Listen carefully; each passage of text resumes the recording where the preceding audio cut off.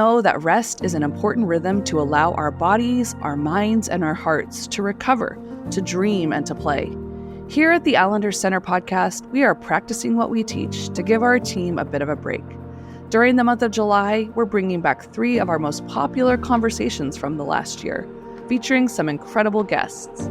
Whether you've heard them before or not, we invite you to listen, reflect, and perhaps share them with a friend. If you want even more summer listening, maybe for your evening walk or a long road trip ahead, we've curated 3 new playlists on our Spotify account, each themed around these topics.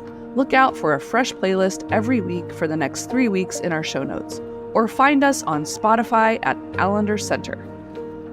The 3rd and final episode in our Summer Replay series is a conversation between 2 of my favorite couples, Dr. Dan Allender and Becky Allender, and Dr. Steve Call and Lisa Call. You'll hear how our attachment styles show up within the context of marriage, how to identify and name those attachments, and how to heal in our most intimate relationships. This was our most downloaded episode about marriage last year, and there's some serious wisdom in this conversation. We'll be back next week with an all-new episode. Until then, here's Dan, Becky, Steve, and Lisa talking about attachment stories in marriage.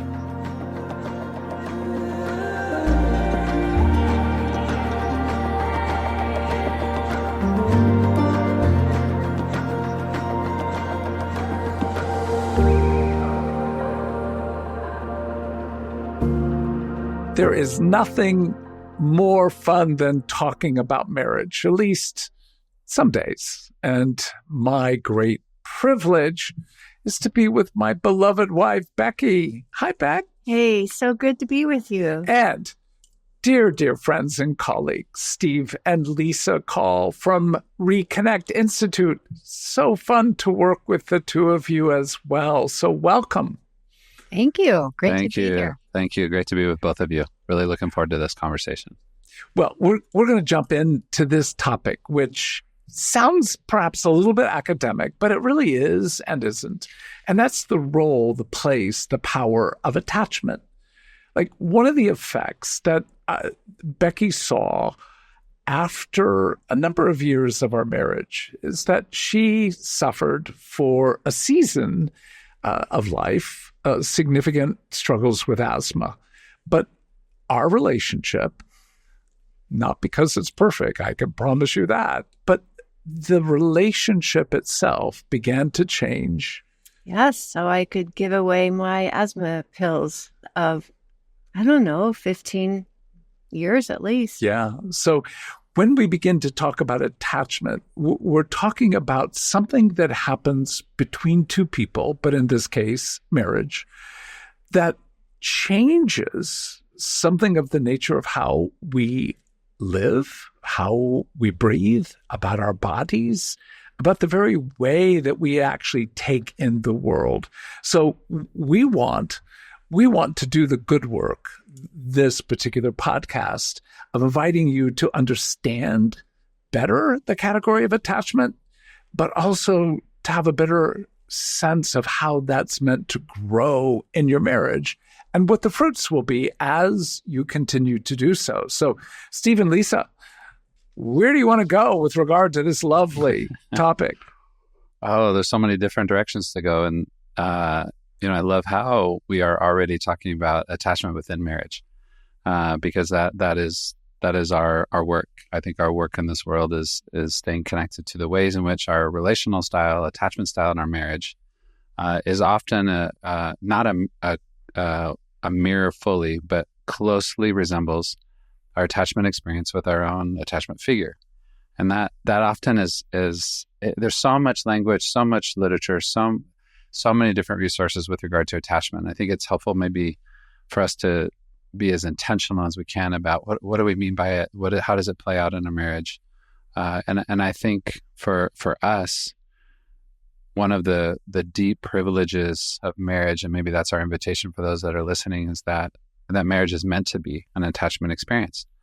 And that is part of the hope, is the redemptive nature of marriage can be that our attachment experience can be maybe something a bit different than what it was in our own story, what it was in our own attachment experience. So I think that's one maybe hopeful direction we could spend a little bit of time talking about, is what was our own attachment story? And then how does it play out in our marriage? What do we notice? What are we aware of along the way? Well, and the category of attachment originally came with a psychologist by the name of Bowlby, and further advanced through Mary Ainsworth, through Mary Maines, and others. So why don't we all spend at least a few moments talking about what do you understand attachment to be, particularly in the relationship between a caregiver, often a mother or a father, and a child. But the same categories, as you put it so well, are resident and operating in every relationship, and particularly in the context of marriage. So what is attachment? Mm-hmm. Well, I think of it as, and we think of it as, it's really speaking to the first few years of our life with regard to our relationship with our primary caregiver, what we call our primary attachment figure, the one that tended to meet the majority of our needs if our needs were met. And I think that's what we mean by attachment is connection, relationship, but it speaks to the relational interaction, the relationship with that particular attachment figure. And that, I think if we can stay connected to that, it helps us make sense of what do I mean by attachment in marriage? Well, our spouse is our new attachment figure. She or he becomes that attachment figure for us throughout the course of our life together. So attachment has this sense of relational component, this relational connection. And maybe it's helpful just to also add that, there's 2 or 3 different variables in the way that we talk about attachment. One of those is attunement, which we can come back to for a bit. The other would be the consistency of the attachment figure, and then also the availability of the attachment figure. And those 3 variables, components, our characteristics play such a significant role in how we see the world, what Bowlby referred to as internal working model, the sense of how do I make sense of the world? Well, I make sense of the world by that early attachment experience. What was true for me or what wasn't true for me? How were my needs responded to? How did she or he tend to respond or stay or become attuned or misattuned to the needs that I often had as a young child? So it carries into our marriage. And I think for many couples, that's often, what? How could this be? How could Lisa, my interaction with Lisa, actually be a reenactment of what was true in the early stories for me within attachment? And I think that's where so many couples can get stuck, is they're often, what? This can't be true. This can't be a part of what we're experiencing in this moment. It's actually part of the story that I endured. So Becky, what do you think of as attunement then? Well, I was still with the other thought, attunement. I think when I ask you to be attuned, you are very attuned and listening to me. When I think of attunement, as far as attachment with my primary caregiver, I think of a mother who is very preoccupied and very driven in other realms than motherhood. And Lisa, I cut you off. So sorry. What you No, were it's about okay. to say. I was just going to say it. I think there were 2 really profound areas within our marriage that when we first began to explore this idea of attachment, and I think it helped us to really understand maybe where our frameworks are coming from and how they miss each other. And so it gave us a real profound understanding of why certain things are getting triggered, why certain things aren't working, why certain conversations are leading us down that path again. And so there was this huge shift in being able to understand one another in a new way, but then also be able to have healing. And I think that's the second category that came a little bit later, is that, wow, this new attachment figure can actually be healing in some of those areas. So there's kind of 2 things for us, I think, where just first there was that understanding of when I understand mine attachment experience and he understands his and we understand each other's, that there's a new understanding that's created, but then also there's a healing that can happen. Mm-hmm. Yeah. Well, that process of attunement, from my standpoint, is do you hear and do you feel what's actually happening in the heart, mind, and body of the other? And in that, can you hold it on their behalf well versus critique it, judge it, try to change it? That notion of containment, that I actually hold my wife's joy, her suffering, in ways that nobody else has the privilege to be able to do. And that intersection between I feel you, see you, hear you, and I hold, the dilemma is we all know we fail. So almost all forms of attachment require some ability to repair, which often is just that simple phrase of, I'm so sorry. Oh, damn, I did it again. It's some ownership, some confession, and some level of grief in terms of the harm done. So as we think about attachment, they're really the core components of any really good relationship. But I think what you're underscoring is there's something particularly between our core attachment history and our spouse that's playing. And if you don't hear the music from one world to the next, that music, that process is going to trip you up. So when you think about your attunement world, containment, attachment world from your childhood into now your marriage, where has that taken you? Where has it taken you all? I just wanted to say, in the beginning, our attachment styles were like so perfect. But as we're growing to be more mature believers in Jesus, we're finding different snags that because we've matured, like we're calling forth from one another in different arenas than were ever thought about, for 45 years ago. Yeah, bliss came in part because of a lack of knowledge and because of the youthful wonder of the honeymoon period. But somehow, I love the way you put it. The more you mature, the more issues there are to be addressed, not the opposite. So true. The more aware you become, we become. I think that's part of the work in marriage sometimes is how do we react to the awareness? What is it with regard to the awareness of our own attachment story history and the way it gets played out in our marriage? And I think the way you both were talking about attunement is so helpful. I often think of it as like this, in the olden days when you had the radio and you could turn the dial and you're tuning into it. There's static, and all of a sudden it's crisp and it's clear. That's what attunement is, relationship. It's being heard, being seen, being felt, like exactly what you were talking about, Dan. But for many of us, there was a consistent experience of misattunement, that the caregiver just missed the cues for whatever reason that is. And for so many caregivers, attachment figures, it has to do with their own story as well. Preoccupied, distant, unavailable, whatever their own story is that contributed to whether that's what we could call secure attachment or insecure. And again, I think it's helpful in those two worlds that when we talk about attachment, the sense of secure is that the other is consistently available to us. Not always, but just it's a consistent, both in the needs being responded to, but also what you said, Dan, around repair, that the repair was a consistent experience. If there was an inconsistent repair to the failure, that's also part of what I think can contribute to the anxiety that we feel and the distress that we feel in our body, particularly with one another. And I know that's true for us. I had a mother that was unavailable. She just could not be present for so many various reasons. She had a father. I had a father. She had a husband that was so busy, so preoccupied and focused, and was required to be gone for, I would just say years at a time.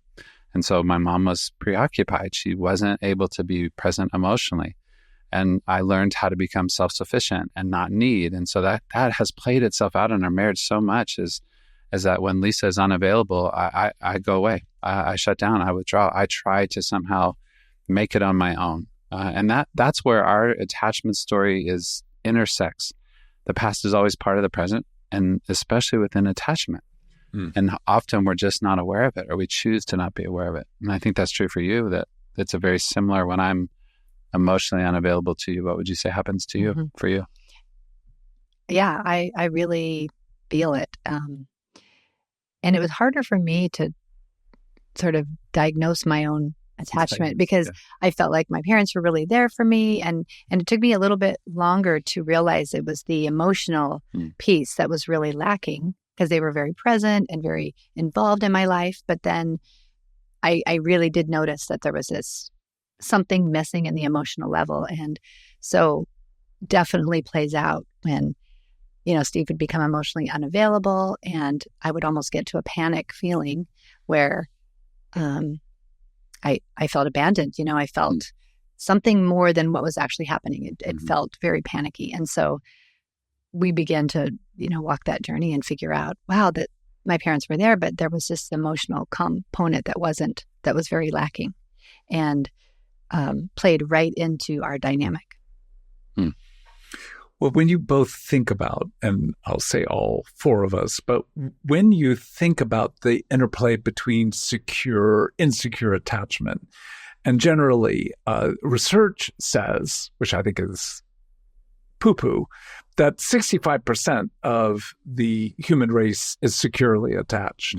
I'm not going to prove that by anecdotal data that it's not accurate, but that's a very minimal sense. But insecure attachment generally is talked about in terms of distant attachment, where you have a caregiver who really literally turns away, who's unavailable, unengaged, not attuned, doesn't provide much containment, or if the containment is there, it's pretty rigid.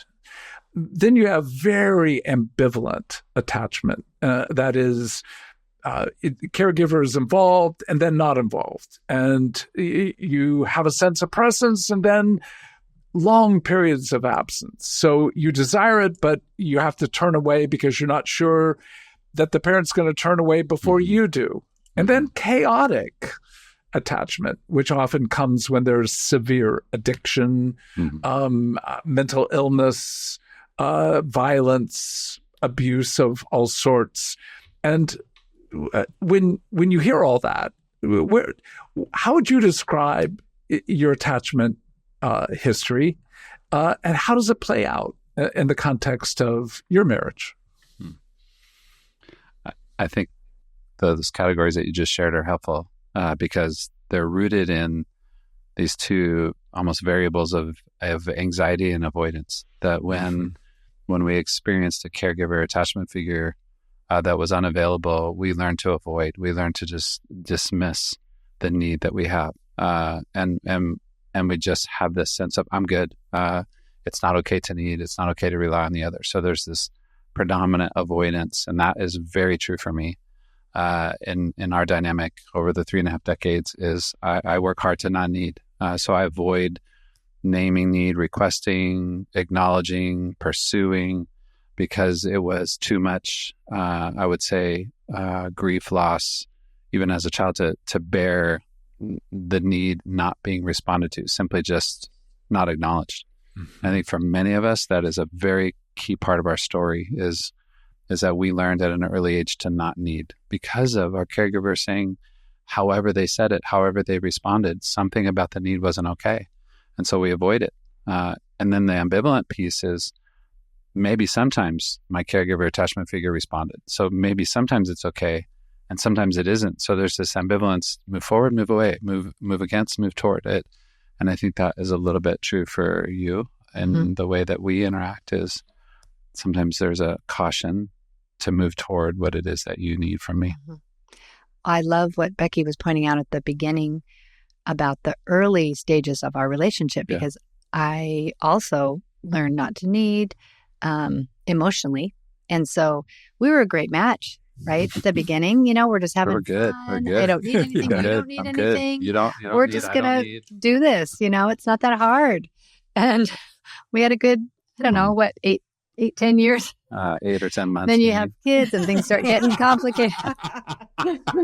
That's a little time difference, but that's a good somewhere place in to go. there. Somewhere in the between. Things got more complicated, and you can only go so long without realizing, no, actually I do have some emotional needs, and I do need to be noticed, and you do need certain things. And so again, as we begin to grow in our understanding of ourselves and understanding of our marriage, that these things became real roadblocks and real tripping up situations where we're getting stuck. Yeah. Distant ambivalent is what I'm hearing, what you both have experienced. Mm-hmm. Mm-hmm.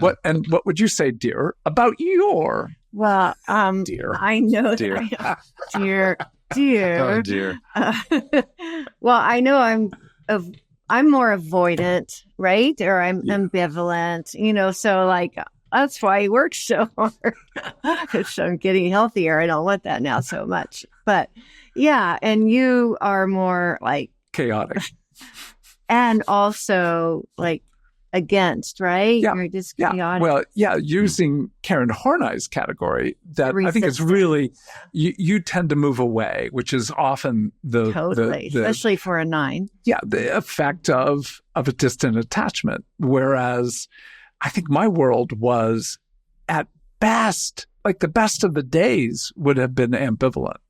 Mm-hmm. But more often than not, with my mother's mental illness, it was chaotic. Mm-hmm. And so that, there was some stability because my father's presence when he was there provided at least a little bit of stability. But being around my mother primarily, it was crazy. Mm-hmm. So in that process, I think in terms of where it's often occurred, like I will have strong opinions, feelings, they'll be vocalized, and they were often overwhelming, I think, to you, especially when you felt my criticism, and then she would shut down.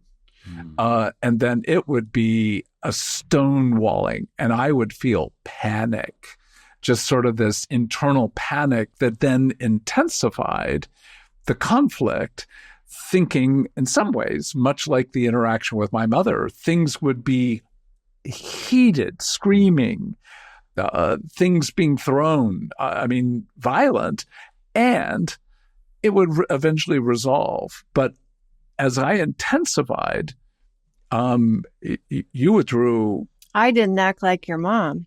Thank God, but it also was confusing. It was confusing that she would that Becky would withdraw from you in those moments. I mean, what would you guys say? Can I wonder just about the idea or the sense also of access? Like when you lose access, relational access, with regard to connection or attachment, what would you say happens? And I think that's what you're naming or what you're reflecting is also part of our early story. Is when we lost access, how did we cope? How did we bear the heartache of the other not being there for us? Well, I think I learned to cope at a pretty young age because of my distracted mother. I think for us, I was pretty good. As long as he was earning money and passing his exams, but where I noticed I didn't like not having you emotionally like I wanted is when you were like working with a small group of women involved in anti-trafficking around the world, and you were like caring for them. Well, then I could see more than I could normally because I learned. I don't know. It's I love his excellence in what he's done, but I think I see that as good for both of us. Mm-hmm. But for me to really enter back in, I need to be angry. That's just what I'm sad to say I've got to get to before I can really understand my own real desires. That has been a complicating, but even the ability for her to say that and for me to hear it and to know experientially, like anger is not a terrifying thing for me. Mm-hmm. That was part of the fabric of virtually every day. Now, I think in terms of our attachment history growing together, more attunement, more containment, more repair, like she's angrier. And that sounds, I'm sure, to some people like, oh, that sounds miserable. And it's like, no, this opens the door to a level of engagement that we didn't have before, in part because of our different attachment structures, not actually having ground to really understand and honor and feel on behalf of the other the effect of the past on the present. Mm-hmm. I think one of the things too that you named around chaos is that almost that fourth style of attachment around fear. It's fear. It's fearful. It's a fear-based relational response. And for many of the people that are in our world, but I think many listening, that's a familiar experience for them. You know, whether that was their own story, their own experience of violence or abuse, that carried into the way in which they live in the world as an adult. That fear dominates. There is no capacity to trust what we are called or invited to trust the other. That the sense of safety, there is no safety, and so it's a lifetime of work to cultivate safety. That because of that early experience around loss of privilege, loss of safety, loss of body in a way that was so dishonoring. And so I think that's part of, for many adults that carry that fear, that heightened level of fear into their marriage, that can create so much disruption for them. Well, and fear for most people, at least that I have worked with, so much more is fear of abandonment, that you have turned away from me. What was true with regard to my world, though that was there very much with regard to my father, with my mom, it was much more the fear of being absorbed and consumed by this needy, empty, desperate, at times furious presence, that constant sense of, I've got to fill you. And I think in some ways, as you said, for both of you earlier, like our relationship worked really well because Becky in that season didn't need much. And I was comfortable with not having to give much. So our relationship... You were more than comfortable. You were overjoyed. But no, you did. I always felt that you gave me a lot. It's like, totally. I'm just Really? I'm grateful for both truths, that there was a lot given, but you also know it was like a relief. Like, here's a woman who doesn't need much. This is a taste of Eden. And I was committed not to nag or anything. So when you worked and preached at the church, you would read a whole Ludlum novel in a weekend. I'm like, I'm so good, not asking a thing, even though we have a baby. Yeah, I saw that. That's awesome. But so there was a problem starting to read around 2:00 in the afternoon on Friday, reading all the way through I wouldn't go till to sleep. Saturday night, and then doing a little bit of slumber before I would go teach and preach in the morning. I was really a mess. Sorry. That speaks so much, though, to how we learned in our own story to cope within and our marriage. You know, when we don't have access, when we can't have need, it sets us up. And maybe that's part of the bind for many of us, is the bind of marriage, is that it earlier on, maybe sometimes it's such a profound reenactment of what was in our own story. And now do we have the courage and the integrity even to imagine or envision something different between us? What is the hope of marriage? I think it is about the invitation for me, you, I, we to be what wasn't true for our spouse. Well, that's a lovely turn to begin to say what's involved in growing attachment. And, at least what we've been wanting for the hearer listener to engage is, until you name what's actually been true, there's almost no possibility of having that opportunity for intentional corrective engagement to change. But beyond that obvious, you've got to be able to name how you have been shaped within the world that was both very broken, likely beautiful, but still brought some degree of harm. What's involved for you both, for Becky and I, and for the people that we've been privileged as therapists to work with? What's involved in this transition to a deepened attachment structure? Well, I think the major and or foundational shift potentially is what you just named, is awareness. We cannot change the dynamic or the interaction between us, if we're unaware, choose to be unaware around our own story. And it takes tremendous work, I think, for us to get to that place of what's happening in my body, what's happening in your body, to be curious. I think curiosity is so essential too. Mm-hmm. Curiosity around story, curiosity around attachment. There was, for us, I think in this last year, it was a pretty significant shift, I think, relationally for us when Lisa became more aware of a particular story, when there was conflict in your home and your mom would often go to the room and close the door, and that picture of Lisa being 6, 7, 8 in the hallway with the door closed has so profoundly shifted the ways in which I, not always, but I think have been just a bit more intentional in not literally closing the door.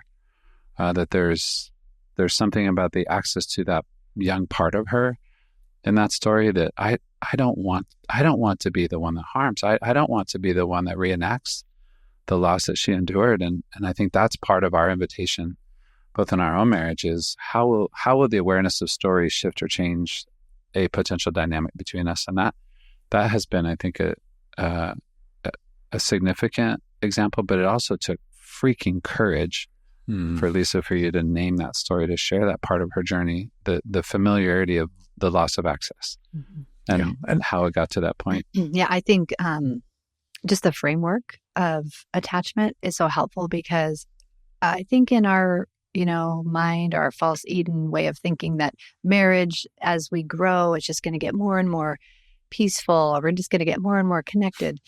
And it's really pretty much the opposite. And I like, that Becky was saying what's healthy for her is actually learning to express my anger. It's like learning to have a strong voice that I didn't have. And for me, what's healthy for me is learning to be sad and not make excuses for it or judge it or try to make it go away. That's something that... To not be shamed for it. Not be shamed for it. And so that's something that... And so it almost feels like going backwards in a way, that we're learning to have these childlike feelings that we maybe didn't have, right? And so to understand that dynamic, that no, we're actually growing. I'm getting angrier and sadder, and it's kind of a backwards. Okay for me. It's like an upside down world, but there's that vulnerability and that safety that grows just when we're able to grow in that and express that and become who we actually were meant to be. That we had to put a halt on that. We had to put close that down, shut that down, that part of us. And we're invited to actually be wholly who we are because of this model of attachment. Like, we can understand where it's coming from and we can understand where we're going with it. I just love what you said about we have to grow younger, something like that. We have to go backwards. We have to catch those places in our own being that were stifled or hurt at different young ages. And that sounds like such a simple phrase, and it is a simple phrase, but it's meant everything to us. And it's just still beginning to unfold more and more that, it's not like everything gets better, but it does get better, but it's so much more to explore and be curious about, and to be kind to Dan as well, kind to myself, and with that kindness, it's just changing all the time, just good and sometimes complicated. And I think it's so important to again go back to the fact that you Steve, you knew that there was something of a distant relationship between Lisa and her mother, but the story changed something in you. Okay. Can you put more words to that? There was something about the story of picturing this young girl in the loneliness, and not just being lonely, but lonely, that I'm all alone, isolated, dark. And that picture is so vivid as we're like even exploring, talking about it now. It's as if it was yesterday. And part of that is also the way that she was connected to the emotion. Maybe when you told me that, when you remembered that, when it was becoming more vivid for her. And so I think for us, it has taken years, honestly, for us to maybe sense some semblance of safety to be able to tell the story. Yeah. And I think that is the work for many of us over the course of life, is just like going back to Bowlby, talking about one of the characteristics is of secure attachment is the safe haven, the safety a child feels in the presence of the attachment figure. And how are we cultivating safety? So for Lisa to feel safe enough to tell me the story. Right. And not only safety to tell it, but to even remember it. Yeah. Right. Because we don't remember these stories. We don't just think, oh, when I was 3, I felt like this. When I was 5, they have to be, it's a safe environment. And then there's curiosity and there's wondering and there's, I've noticed, sadness is not very accessible for you. So what, and you begin to have these conversations that create the safety in order to remember the story, in order to be impacted by each other's story. So a lot of people might be listening going, God, I don't even remember, how am I supposed to remember? Mm-hmm. And so that's just a whole area of something that has to be cultivated. But what is so hard about story too is also that we have this unspoken loyalty to what was, meaning we can't tell the other because it feels so disloyal, if you will, to the one that we were maybe attached to or connected to. And so I think that's sometimes the caution to even name, tell, reveal story is that there's this profound sense of loyalty to I can't do anything about it. I can't say anything about it. And that, I think for both of us, that was a very significant part of how. Right. I mean, even you're sharing it now, and I'm wanting to defend my mother. Like she had an alcoholic father, and she has a whole story of how she, had to be and needed to be, and so we're not here saying, oh, we're going to go back and try to blame our parents for what they didn't do. It's just about being able to uncover what was actually true, and how I experienced it. It's just so important to hear that until there is that attunement, that tuning in to what is felt. And thank God for what we now understand to be called mirror neurons, that when we enter the suffering or the joy of another, our bodies literally change. There is a neurological change with oxytocin particularly, but also cortisol rising in a level of life. So when we know facts, generally we're not deeply moved, but faces, stories. So when you hear of a tragedy, a plane that crashes, there's grief just on behalf of humanity. But when you see the faces or hear a few of the stories, how did that person get on the flight? Just enough data to begin to feel the life that has been lost. That's the core of being able to join one another in both grief and anger. A sense of, again, I have stories at Becky's of finding more joy, literally playing in a closet than being around her mother. And that same image of, I don't want to do something where she has to withdraw to a closet. And then to have a story that connects you, but also in some sense of the word, exposes you. It connects you, but also gives you a sense of, this is not what I want to do on behalf of my beloved. I think those are key. Do we share stories? Do we actually feel and suffer the story? Do we explore more of the story and do so with respect and honor, not blame, as you put it so well, Lisa, but with a sense, again, of grief, but also of anticipation that we can actually grow in and through this to love one another more? I think that for us is one of the keys, is that we've begun over many years to hold one another's stories with far greater care than we would have done in the past. Any final thoughts? I love that part of what you just named, Dan, is the unwillingness to collude with harm. That's part of our call, our invitation for one another is, I don't want to be what wasn't true for Lisa. We don't want to reenact the harm. And of course there's failure in that. And of course harm is remembered, and of course harm is triggered. But I think part of it is so beautifully said around the awareness of story, but how the story shapes us and changes us when it is named and when it is spoken. Mm-hmm.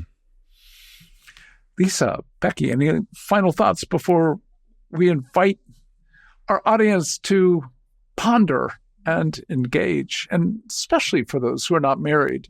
So important to hear that a good therapeutic relationship is an attachment relationship. Good friends are a deep attachment. So this is a reality uniquely true in the context of marriage, but not in one sense isolated only in one's marriage. That's well said. No, this was really fun. Thank you. Thanks for joining us, Steve and Lisa. It's really fun. Well, I would just say when we began to engage this in our marriage, that it really took a sharp turn, and we just had more wholeness in our marriage. And I know you guys feel the same.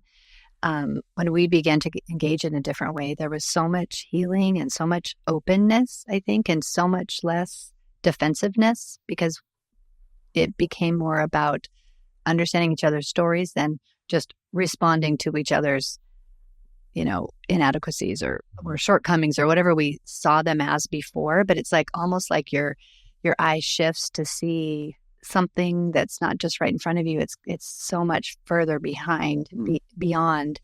And now you can just see it in a different light. And you see that childlikeness. You have that heart for it. And something really tender and kind shifted for us when we began to look at it that way.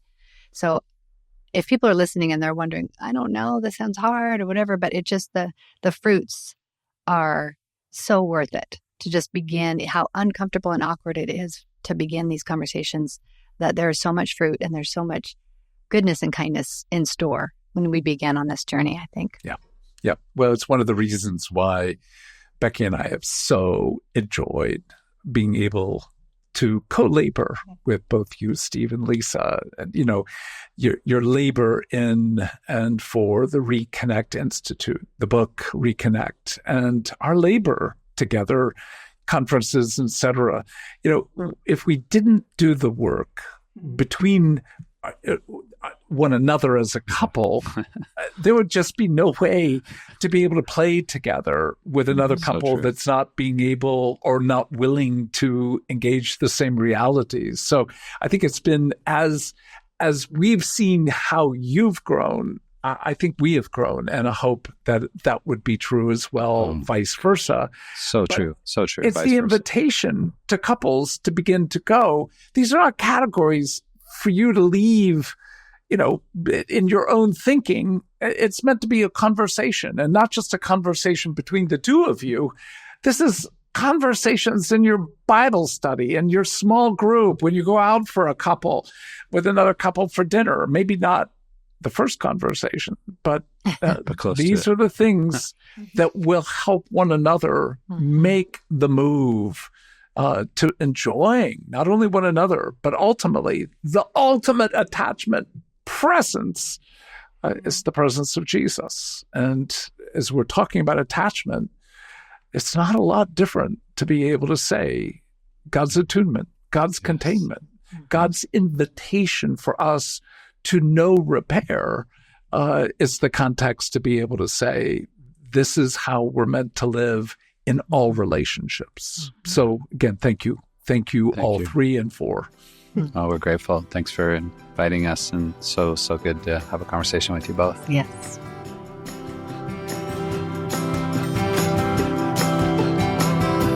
The Allender Center podcast is produced by the Seattle School of Theology and Psychology. If you'd like more information about the Allender Center, you can look at theallendercenter.org.